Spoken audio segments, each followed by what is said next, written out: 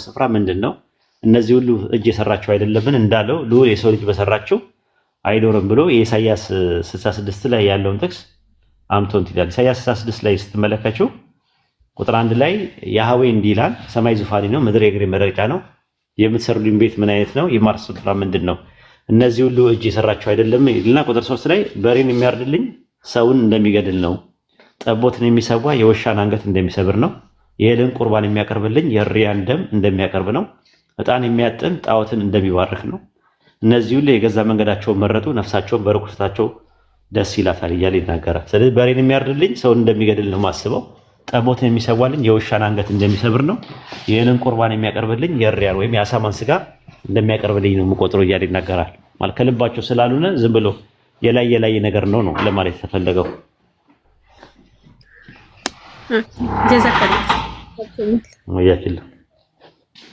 ያልተመለሰ ነገር ካለ እዚህ ላይ መጠየቅ ትችላለሽ። በደንብ እንትን ያልተብላላ ነገር ካለ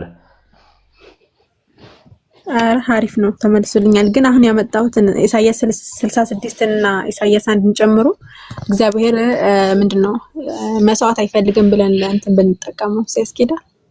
መስዋዕት ካልተፈለገ ከአዲስ ኪዳን በኋላ መስዋዕት እንደሚኖር ደግሞ የሚናገርበት ጥቅስ አለ፣ የሚናገርበት እንትን አለ። መስዋዕት ትንቢተ ሚልክያስ ምዕራፍ 1 ቁጥር 7 ጀምረሽ ማለት ነው። በመሰዋይ ላይ ርኩስ እንጀራ ታቀርባላችሁ እናንተ ይረክስ ዘንድ የእግዚአብሔር ገበታ የተነቀፈ ነው ምናምን ነገር እያለ ይናገራል። ከፀሐይ መውጫ ጀምሮ እስከ አሕዛብ በስሜ ቁጥር 11 ላይ ከፀሐይ መውጫ ጀምሮ እስከ ፀሐይ መጥለቅ በአሕዛብ ዘንድ ስሜ ታላቅ ነው፣ በየስፍራው ሁሉ ለስሜ ዕጣን ያጥናሉ፣ ንጹህ ቁርባን ያቀርባሉ፣ ስሜ በአሕዛብ ዘንድ ታላቅ ይሆናል እያለ ይናገራል። መስዋዕት አለ፣ የአምልኮ ክፍል ነው። ኢቦናይትና ናዝራውያን ሲሰዉ ነበር እስከ መጨረሻው ድረስ እስልምናን እስከሚያገኙ ድረስ ማለት ነው። እኛም በዓመት አንዴ መስዋዕት እናቀርባለን አይደለ? አይደለ? እሱን ነው ኩልሽ መስዋዕት እናቀርባለን ማለት ነው። ስለዚህ መስዋዕቱ የአምልኮ ክፍል ነው። አሁን ያየሽበት ጥቅስ ላይ ሲወቅሳቸው እንትን የሚዘራልኝ ምናምን ነገር እያለ ይናገርና ግን ኢሳይያስ 66 ላይ ስትመለከቸው ስለ መስዋዕት ይናገራል ራሱ ማለት ነው። መተው ያመጹብኝ እንደዚህ ያደርጉ ምናምን ነገር የእስራኤል ልጆች ቁርባናቸውን በጥሩ ዕቃ አድርገው ያመጣሉ ይላል። ከዛ በኋላ ቁጥር 20 ላይ 66 ላይ የእስራኤል ልጆች ቁርባናቸውን በጥሩ ዕቃ አድርገው ወደ እግዚአብሔር ቤት እንደሚያመጡ እንዲሁም ለእግዚአብሔር ቁርባን ይሆን ዘንድ ወንዶቻችሁ ሁሉ በፈረሶችና በሰረገሎች በአልጋዎችና በበቅሎች በጠያር ገመዶች ላይ አድርገው ከአሕዛብ ሁሉ ወደ ተቀደሰ ተራራ ወደ ኢየሩሳሌም ያመጧቸው ዘንድ ይላል እግዚአብሔር እያለ ይናገራል። ይመጣሉ፣ ከተለያየ ቦታ መጥተው መስዋዕት ያቀርባሉ እያለ ይናገራል። እና መስዋዕት አለ ማለት ነው። በሌላ አባባል መስዋዕቱ የአምልኮ ክፍል ነው። ካልሆነ ግን ከአዳም ኃጢአት ጋር የተያያዘ ከሆነ አዲስ ኪዳን ላይ ሙሉ ለሙሉ መቅረት ነበረበት። በኢየሱስ ክርስቶስ መስዋዕት ሆነልን ስለሚሉ ማለት ነው። ግን እነ ጳውሎስ መስዋዕት ያቀርቡ ነበር ነው ፖይንቱ።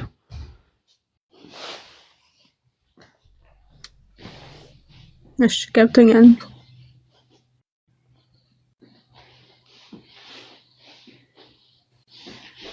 ኡስታዝ መቀጠል ትችላለህ። የኔ ጥያቄ ኦሪት ዘሌዋውያን ላይ ያለው በማኑስክሪፕት ደረጃ ኦሪት ዘሌዋውያን ምዕራፍ 20 ቁጥር 27 ጀምሮ ነው ያለው። ከምዕራፍ 1 ጀምሮ የለም በኮዴክስ አናቲከስ ማለት ነው። እና ከዛ ውጪ በመጡት ላይ እንዴት ሊገኝ ይቻላል የሚል ጥያቄ ነው።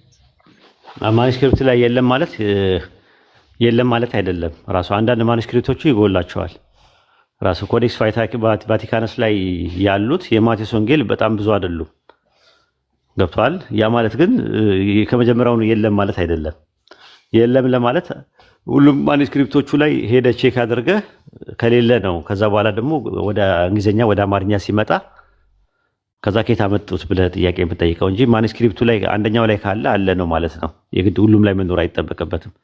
አንደኛ ማኑስክሪፕቶቹ ኮዴክስ ሳይናቲከስ፣ ቫቲካነስ እና አሌክሳንድረስ የሚባሉ ደግሞ አብዛኛውን በአዲስ ኪዳን ላይ ነው ጉዳያቸው እንጂ ብሉይ ኪዳን ላይ አይደለም። ብሉይ ኪዳን ላይ የተወሰነ ቅንጭብጫቢና ቁጥቁጥ የሆነ ነገሮች ሊኖሩት ይችላሉ፣ ግን በዋነኝነት እሱ አይደለም።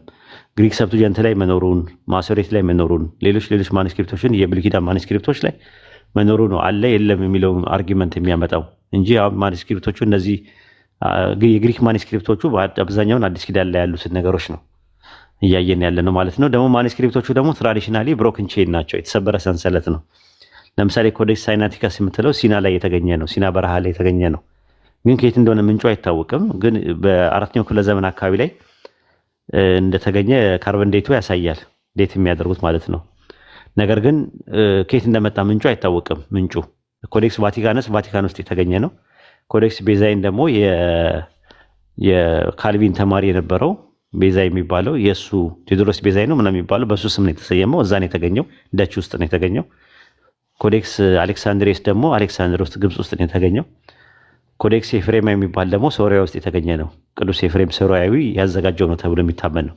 ግን እሱ አሁን ሲመጡ እነዛ ሰዎች ሲያዘጋጁ ኬት ምንጭ ኬት ሶርስ ኢስናዱ ልክ እንደ ኢስናድ እንደምንለው ቼኑ ወይም ሰንሰለቱ ከየት ነው የመጣው የሚለው ነገር አይታወቅም።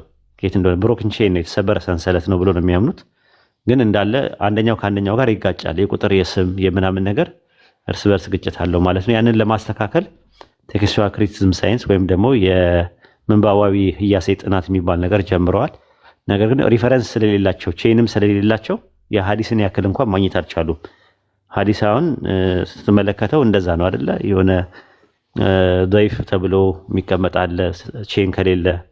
ከዛ በኋላ ደግሞ የተቀጠፈ ከሆነ መውዱ የሚባል አለ። ከዛ በኋላ ሐሰን፣ ከዛ በኋላ ደግሞ ሶሂ የሚባል ነገር አለ፣ የኦተንቲክ ሲሆን ማለት ነውና እንደዚህ አይነት ነገሮችን ባይብሉ የአዲስ ኪዳን ግሪክ ማኑስክሪፕቶቹ 5800 ማኑስክሪፕት አሉ።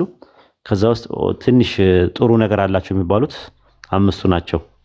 አንደኛው ኮዴክስ ሳይናቲከስ፣ ቫቲካነስ፣ አሌክሳንድሪየስ፣ ኤፍሬማይ እና ኮዴክስ ቤዛይ።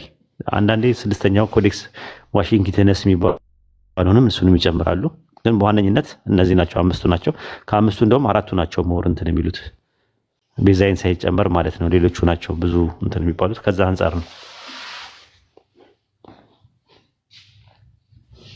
ኡስታዝ እንትን ግን እዚህ ኮዴክሶች ላይ አይ ቲንክ አልተሳሳትኩ ቫቲካንስ ላይ ያለ ከበርናባስ ወንጌል ጋር አብሮ ያለ ሃን ማስተር ሺፐርድ የሚባል ጽሑፍ አለና እሱን የሚቀበሉ ክርስቲያኖች አሉ። የበርናባስ ወንጌል ሳይሆን የበርናባስ መልእክት፣ የበርናባስ መልእክት ኢፒስትል መልእክት፣ የበርናባስ ወንጌል ሳይሆን የበእንትን አለ የሚቀበለው አለ።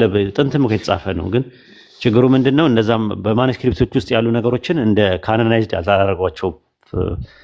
እሱማ መጽሐፈ ጦቢት፣ መጽሐፈ ሲራክ ምናምን የሚባሉ እኮ ማኑስክሪፕቶቹ ላይ አሉ። አሁን እሱ ነው የኦርቶዶክስ አርጊመንት። ኢትዮጵያ ውስጥ ያለው ኦርቶዶክስ 80 ያዱ እንትን ሲሉ ያንን ነገር ነው። በቀኖና ደረጃ ይግብን በጉባኤ ደረጃ እኮ የጸደቁ አሉ። እነ መጽሐፈ ሲራክ እነ መጽሐፈ ጦቢት ምናምን በአንዳንድ ጉባኤዎች ተቀባይነት አግኝተዋል። አትናቴዎስ ነው የማይቀበላቸው። አብዛኛውን አሁን ክርስቲያኖች ያሉት ፕሮቴስታንቱ የአትናቴዎስን ቀኖና ነው ይዞ ሄደው። አትናቴዎስ ደግሞ መጽሐፍ አስቴርን አይቀበልም። መጽሐፍ አስቴርን ማለት ነው።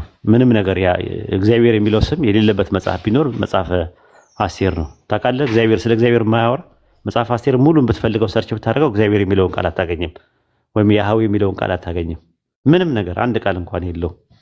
ስለዚህ ያንን ነገር ከዛ አንጻር አትናቴዎሱ በቀኖና ውስጥ ምንድነው የኤስተርን ሌተርስ የሚባለው የፋሲካ ደብዳቤ በሚባለው ላይ ሲቀንናቸው አጠቃላይ ብሉይ ኪዳን ላይ ያሉ መጽሐፍቶችን 39 ሳይሆን 38 ነው የሚቀበለው።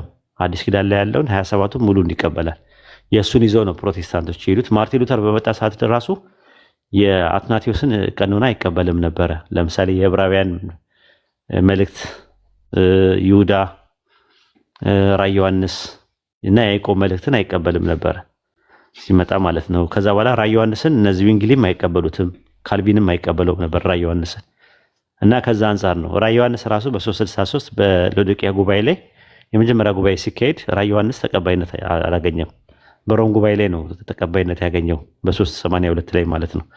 የሮም ጉባኤ በሚባለው ቀኖና ሲቀነን ማለት ነው። እና ከዛ አንጻር ነው ያለው። አይ ቲንክ የበርናባስ መልእክት የሚባለውን እንደ ኦተንቲክ አድርገው አይቀበሉትም እንጂ በጉባኤ ደረጃም ራሱ የጸደቁ መጽሐፎች ግን አሁን ባለው ቀኖና ውስጥ ያልተቀነኑ መጽሐፍቶች አሉ። በተረፈ ጁብሊና መጽሐፈ ሄኖክ ወይም ደግሞ ጁብሊ በኢትዮጵያ መጽሐፈ ኩፋሌና መጽሐፈ ሄኖክ በሙት ባህር ጥቅል ላይ ወይም ደግሞ ዴድ ሲ ስክሮልስ የሚባለው 11ኛ ዋሻ ላይ የቁምራን ዋሻ ውስጥ ተገኝተዋል። በ1948 ላይ የቁምራን ዋሻ ውስጥ ማለት ነው። ከተገኙ መጽሐፍቶች መካከል ሁለቱ ናቸው። እና እንደዚህ አይነት ነገሮች አሉ። ቀኖና ሲቀነን ማለት ነው ችግሮች አሉባቸው። በምን ስታንዳርድም አንድ መጽሐፍ መቀበልና ትክክል አይደለም የሚለውን ነገር አጨቃጫቂ ነው እስካሁን ድረስ ማለት ነው። ለዛ ነው ቀኖና ብለው ያሉት እነሱ። ካነን ማለት ቀኖና ማለት 3 ትርጉም አለው አይደለ? የመጀመሪያ ቀኖና ማለት ውሳኔ ማለት ነው። ለምሳሌ በ325 4 ቀኖናዎች ተላልፈዋል ሲባል ውሳኔ ማለት ነው ቀኖና ማለት። ሌላው ቀኖና ማለት የዶግማ ተቃራኒ ነው። ዶግማ ማለት የማይሻር የማይቀየር የማይለወጥ ማለት ነው። ያ ምን ይባላል? ዶግማ ይባላል። ዶግማ። ቀኖና ማለት ደግሞ የዶግማ ተቃራኒ ነው። ሊሻል ሊቀየር የሚችል ሎካል ቸርች እንደፈለገች አድርጋ እንትን ማለት መቀየር የምትችለው ነገሮች አሉ። ሎካል ቸርች ማለት ነው። ዶግማን ግን ስደነግግ ግን ኢኩሜኒካል ቸርች ነው ብለው ያምናሉ። እንግዲህ እንትኑ ማለት ነው። ሌላው ቀኖና ማለት ደግሞ የመጽሐፍ ሲቀነን ማለት ነው። ቀኖና ካኑን የሚባለው ነገር ማለት ነው። ካኑን በግሪከኛ ካኑን የሚሉት ወይም ደግሞ ቀኖና ካነን የሚባለው ነገር አለ። እሱ የመጽሐፍትን ብዛት ስንት አለበት የሚለው ነገር ኦፕን ነው፣ ክፍት ነው፣ ራሱ አይታወቅም ተብሎ በኋላ ላይ ነው ካቶሊክ በ15 ምናምን ነገር የትሬንች ጉባኤ ነው ምናምን የሆነ የሚባል ጉባኤ አለ መስርታ በቃ የመጽሐፍ ቁጥር ለአንዴና ለመጨረሻ ጊዜ ዶግማ አደርጋለሁ ብላ ዶግማ አደረገችው ካቶሊክ። አሁን በእነሱ በካቶሊኮች መጽሐፍቶቻቸው በአጠቃላይ የተቀነኑት መጽሐፍት ዶግማ ሆነዋል፣ አይቀየሩም። እዛ ላይ መጨመርም መቀነስም አይቻልም፣ 73 ብቻ ነው። በኦርቶዶክስ ግን በየትኛውም በምስራቅ ኦርቶዶክስም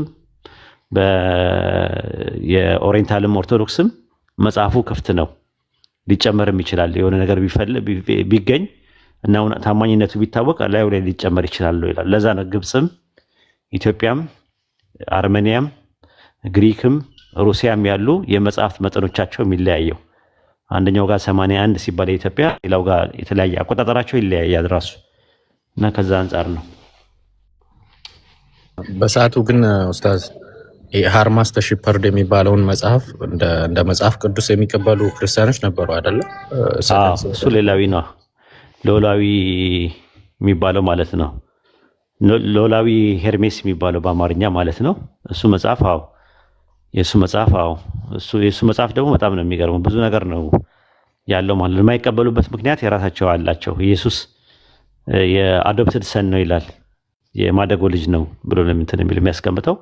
ሉቃስ 3:22 ላይ አንተ ልጅ እኔ ዛሬ ወለድኩ ስለሚል ያኔ ነው የወለደው ኢየሱስን። የመዝሙረ ዳዊት 2:7ን ኢየሱስ ሲጠመቅ ይጠቀምበታል። ኮዴክስ ቤዛይንም እንደዛ ነው የሚያስቀምጠው። አንተ ልጅ እኔ ዛሬ ወለድኩ ይላል እና ኢየሱስ በተጠመቀበት ሰዓት ላይ ዳግም ተወልዷል። ዳግም መወለድ ሰው ዳግመኛ ካልተወለደ እግዚአብሔር መንግስት ሊገባ አይችልም ስለሚል እሱ በዛን ሰዓት ዳግም የተወለደበት ነው። ከዛ በኋላ ሰዎች ዳግም ካልተወለዱ የእግዚአብሔር መንግስት አይወርስም ብሎ በዛ መልኩ ነው ያስቀመጠው። አዶፕሽን የሚባለው ማለት የማደጎ ልጅ ነው ኢየሱስ የሚል ስላስቀመጠ የማይቀበሉት አንደኛው እሱ ነው እንጂ የበርናባስ መልእክትም አለ። 3ኛ ቆሮንቶስ የሚባልም አለ። ምናልባት ሰምተህ እንደሆነ አላውቅም። 3ኛ ቆሮንቶስ የሚባልም ተገኝቷል። ጳውሎስ ለ3ኛ ቆሮንቶስ፣ ጳውሎስ ለአሌክሳንድሪያ መልእክትም ለግብጾችም የላከው መልእክት አለ። እሱም አልተካተተም። የሎዶቅያ ደብዳቤ የሚባልም አለ። እነሱም አልተካተቱም። ሌሎችም አሉ ራሱ ማለት ነው። እና እንዲህ አይነት የጳውሎስም ራሱ በትክክል አልተካተቱ ማለት። ራእዮችም ነበሩ ብዙ፣ የጴጥሮስ ራእይ፣ የጳውሎስ ራእይ የሚባሉ፣ የፊልጶስ የበርተሎሜዎስ ራእይ የሚባሉ አሉ።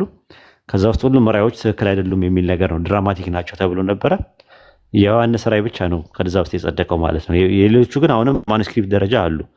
ለምሳሌ ምንድን ነው በ1945 የተገኘው ጠፋኝ። በ1945 የተገኘው የሞራቶሪያል አይደለም፣ ሞራቶሪያ ፍራግመንት ሳይሆን ናጋማዲ የናጋማዲ እንትን ላይ ከተገኙት መካከል የነ ጴጥሮስ ራእይ ተገኝቷል። አሁን የነ ጳውሎስ ራእይ ራሱ ተገኝተዋል ናጋማዲ በሚባለው እና የጴጥሮስ ራእይ ምናምን እንደነበሩ በደንብ ማስረጃዎች አሉ። እንትና ይናገራል የቂሳርያው አውሳቢዮስ ቸርች ሂስትሪ በሚለው መጽሐፉ ላይ ብዙ ራእዮች ነበሩ፣ አፖካሊፕስ የሚባሉት ማለት ነው። ከዛ አፖካሊፕስ ውስጥ የተረፈው የዮሐንስ ራእይ ብቻ ነው። ዮሐንስ አቡ ቀለሚስ የሚባለው ማለት ነው፣ የሱ ብቻ ነው። ይሄን ይመስላል። ኡስታዝ ሰው ገብቷል። በቃ ከሱ ጋር ጨምራለሁ። ኦኬ ይቻላል። አፖስትል ለሚለው አፖስቶሊክ ቸርች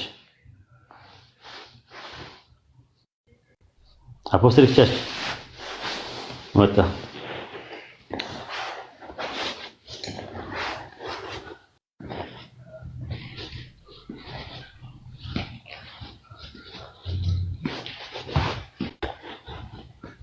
ኔትወርክ ከሆነ አስገቡት።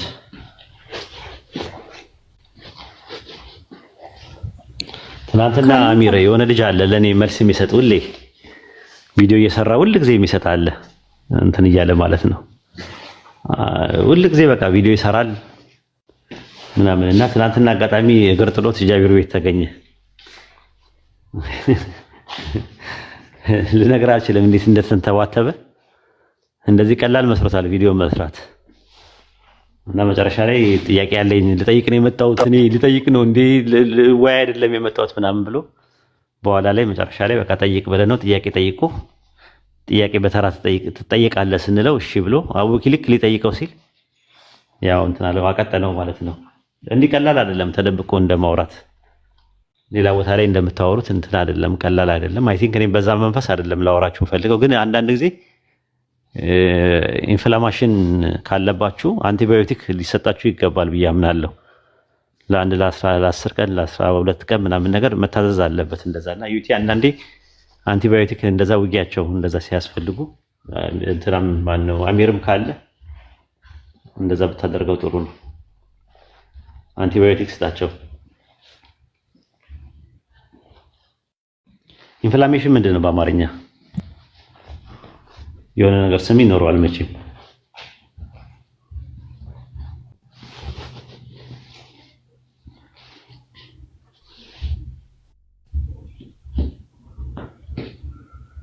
ብግነት።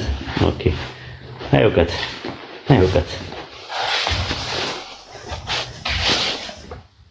እኔ ጥያቄ ያለኝ ኡስታዝ እኔ ልጨርስና ልውረድ ፍቀዱልኝ። የጀመርኩትን ከዛ ትቀጥላላችሁ። ኡስታዝ እንደ መጨረሻ መጠየቅ የምፈልገው የሐዋርያት ስራንና እንደ ገድል መጀመሪያ የተጻፈው የማን ነበረ?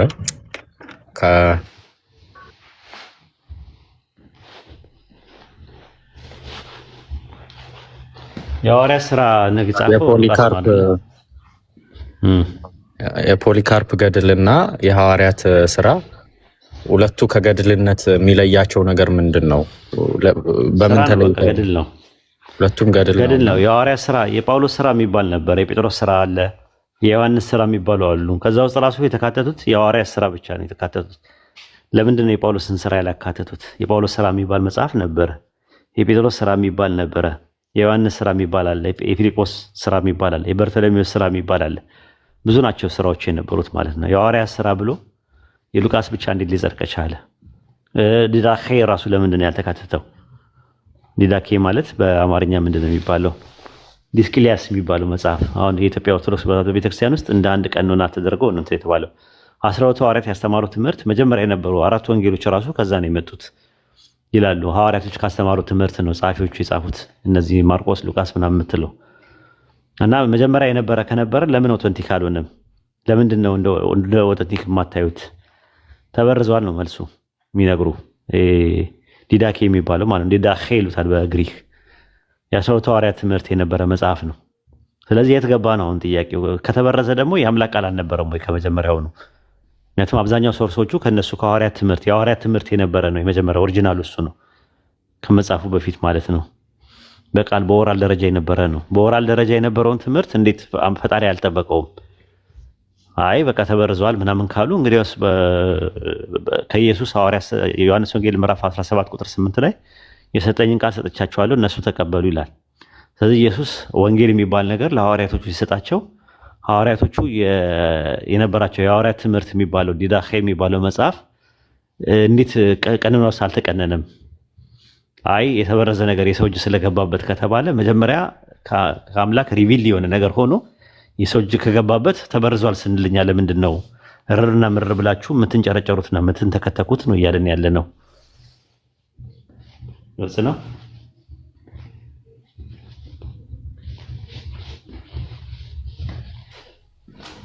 ስለዚህ በጣም ግልጽ ነው። ግን የሆነ እኔ ከዚህ ከወንጌል ጋር ተያይዞ በጣም ግራ የገባኝ አንድ ነገር አለና የማርቆስ ወንጌል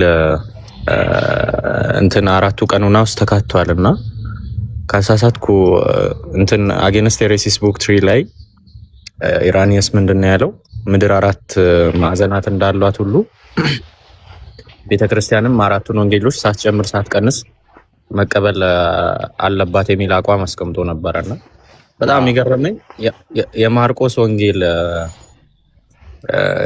ተካተተና የማርቆስ መምህር የነበረው ወይም ደግሞ ማርቆስ የጴጥሮስ ሐዋርያ ነው ይባላልና የጴጥሮስን ወንጌል አስወግደው ከዛ የተማሪውን የማርቆስን ወንጌል ማስገባታቸው ትንሽ ግር ብሎኛል።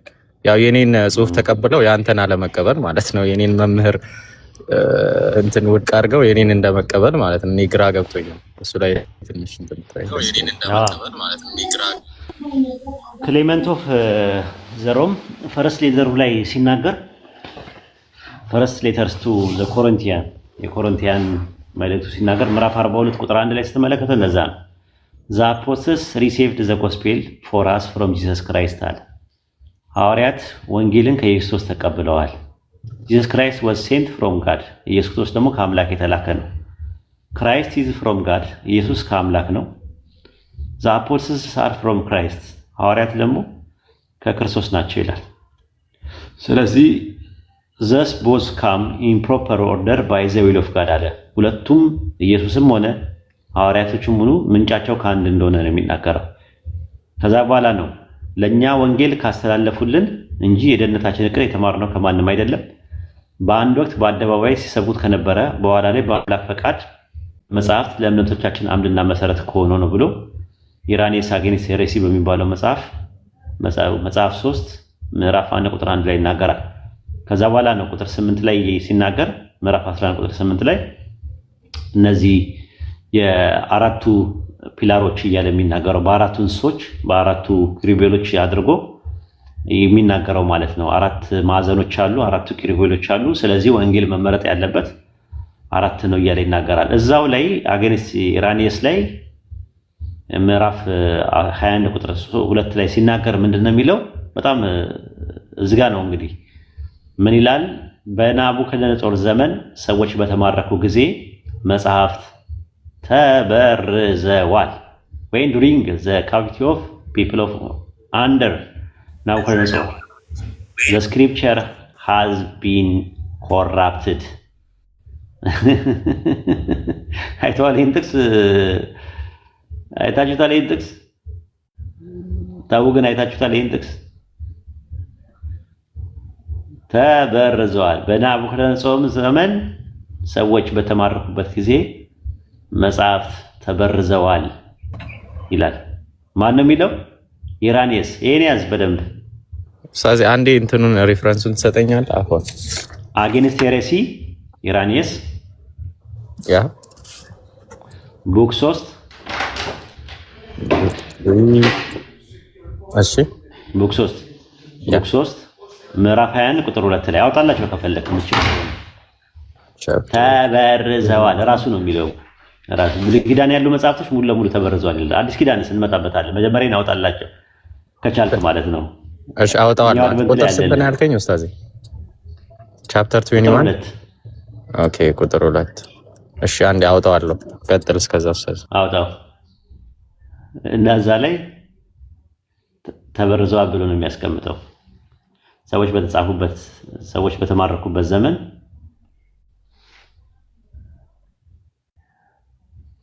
ተበርዘዋል ብሎ ነው የሚያስቀምጠው። ሰዎች በተማረኩበት ዘመን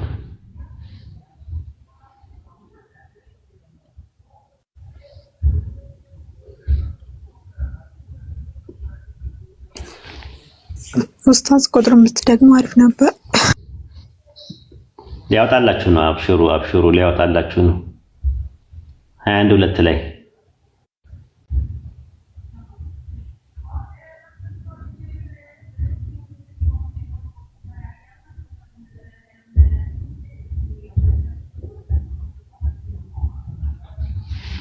እኔ ላውጣላችሁ። ካልተመቸኝ ያወጣልሃለሁ።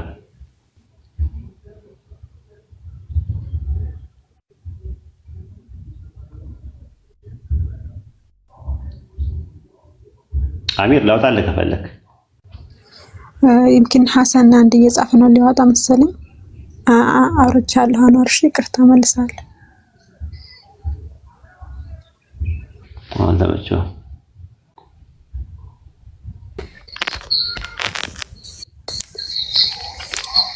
ሰላም አለይኩም ወራህመቱላሂ ወበረካቱ። ወአለይኩም ሰላም ወራህመቱላሂ ወበረካቱ። እንዴት ባርኩት ሐሰንን ሰላም ነኝ ያለው አልሐምዱሊላህ። እስቲ አግኝተላ ቁጥር 2 ላይ ግባ። ቁጥር 2 ላይ ግባ።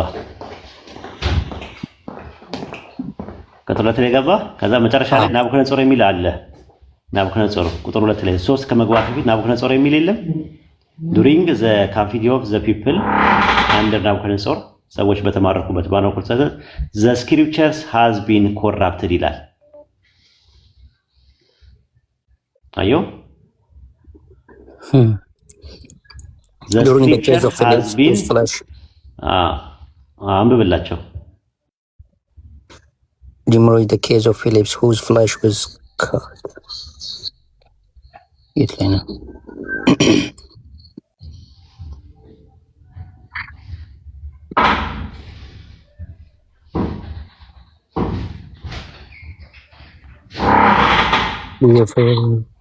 አገኘው አንበበህ ወደ ከፈትኩት አገኘው እየፈለኩት ናቡከደነጾር ይላል። ያው እዛ ቀፏል ወደ ላይ ፐርሺያን ይላል። ናቡከደነጾር የሚል የለም። ቁጥር 3 አለ አይደል? ሲንስ የሚል የለም። ቁጥር 3 ላይ ሲንስ ግባ። ቁጥር 3 ላይ ግባ። ሁለትን ተወና 3 የገባበት ቦታ እዚህ ላይ አይደለም። ቡክ 3 ነው የምትገባው። ቡክ 3 ከላይ ቡክ 3 ነው የሚለው አይደል? ቡክ 2 ነው። እስኪ አሳየኝ። ቡክ 2 ነው። ቡክ 3 ነው። አንድ ቁጥር ነው የተሳሳትከው። ኦኬ እሺ፣ ቡክ 3 ቆይ ሰርች አድርግ። ዛሬ ተጫነው ይመጣልሃል። ኖ ራሱን ተጫነው። ራሱን ነው አሰን ራሱን ተጫነውና ከዛ በኋላ ከላይ ተጫነው። ከላይ ራሱ አጌንስት ሄረስ የሚለው አለ። እሱን ተጫነው። ከላይ እሱ ተጫነው። ከዛ ቡክ 3 የሚል ይመጣልሃል። 3 1 2 1 ከዛ ውረድ ከዛ 2 3 ግባ። አዎ 3 ይመጣልህ። ከዛ በኋላ ምን ታደርጋለህ? ቻፕተር 21 ግባ። እዛው ላይ ቻፕተር 21 ብለህ ፈልግ። 21 አፎን ኡስታዚ ከኮምፒውተር ጋር ሳገናኘው ኔትወርክ እንትን አለ። በቃ ይሄ ነው እያወጣው ነው ያለው። እሱ ነው እያወጣ ያለው። ከዛ ቁጥር 2 ላይ ግባ።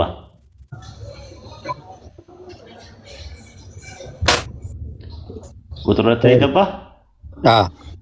ከዛ ቁጥር 2 መጨረሻ ላይ ምን ይላል? ራሱ ወይን ዱሪንግ የሚለው ላይ ወይን ዱሪንግ ዘ ካቢቲ የሚለው ከላይ ጀመረ ወይን ከሚለው አያችሁት? ያጀማ ክርስቲያኖች ይሄንን ካዩ እርግጠኛ ነኝ during the captivity of the people of under Nabucodonosor the scripture had been corrupted. በቃ እናመሰግናለን። ናሬሳኒ ዘይድ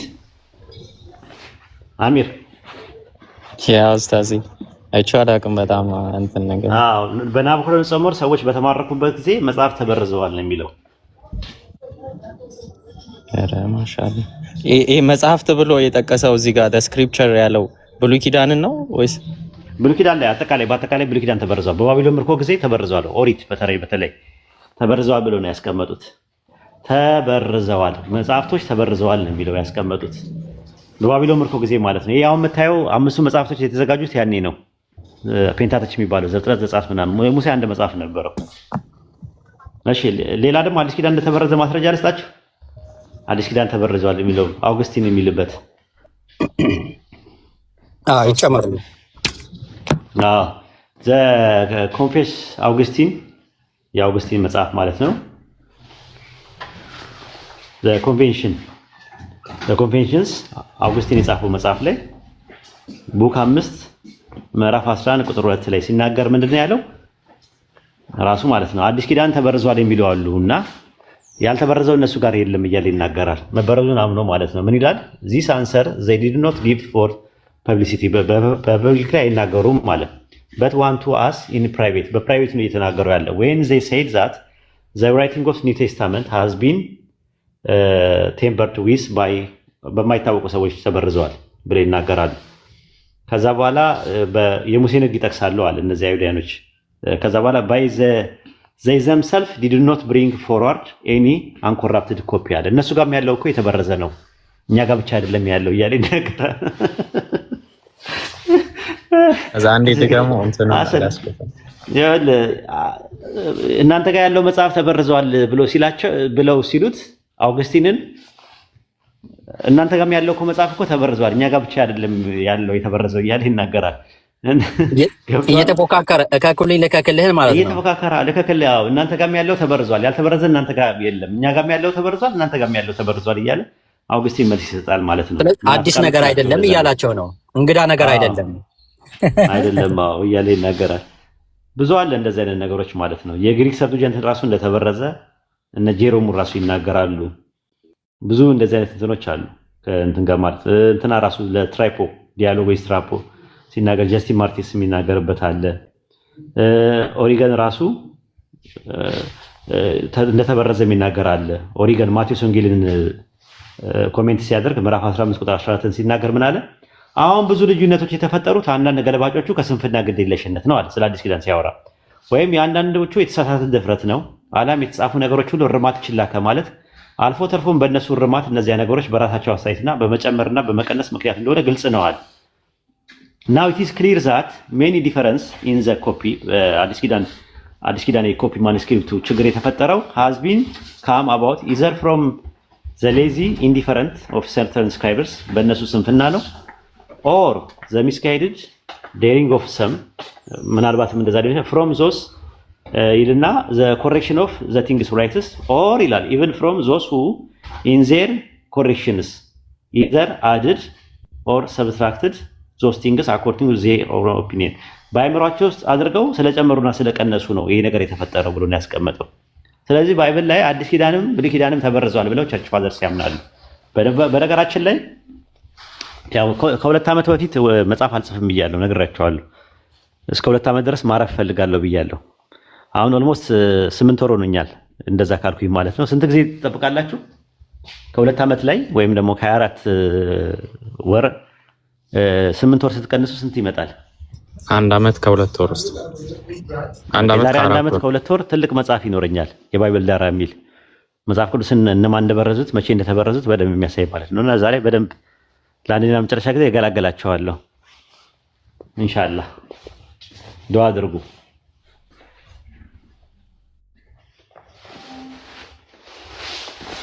የዛሬ 2 ዓመት ፋሲካ አይከበርም ማለት ነው ኢትዮጵያ ውስጥ። የዛሬ 2 ዓመት ፋሲካ አይከበርም ማለት ነው ኢትዮጵያ ውስጥ። አዎ ተበርዟል። እኔ ተበርዟል ብዬ ሳመጣ ዝም ብሎ እንትን ሳይሆን ኖርማሊ ከራሳቸው ነው የማመጣው፣ ከቸርች ፋዘርስ ነው የማመጣው እንደተበረዘ የሚያሳዩ በደንብ ማለት ብሉይ ኪዳንም አዲስ ኪዳንም እንደተበረዙ ማለት ነው ራሱ ማለት ነውና እንደውም ስሙን ራሱ 2 ልቦኛ አለው። የባይብል ዳራ ልበለው ተውራትና ኢንጂል በሚል ደግሞ ልበለው የሚለው ተውራትና ኢንጂል ቢባል ጥሩ ነው። ምክንያቱም አብዛኛው ማተኮረው ተውራትና ኢንጂል ላይ ነው ማለት ነው። ቶራህና ወንጌል ማለት ነው። ኦሪትና ወንጌል እንዴት ፕሮሰስ አድርገው እንደተበረዙ የሚያሳይ ነው እንትኑ ማለት ነው። ቁርአን ብቻ አይደለም እንትኑ እስላሚክ ዲያላማ ምናምን ነገር የሚሉ ነገሮች እስላማዊ አጣብቂኝ እያሉ የሚሉትን በደንብ አድርጌ ነው እንትን ያልኩት ኢንሻአላህ።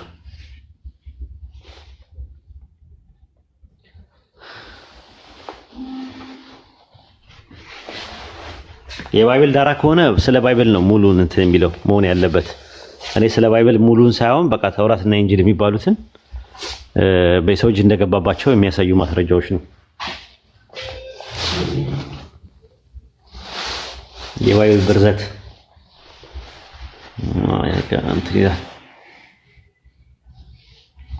በሉ። መልካም ቀን ይሁንላችሁ። መልካም ቀን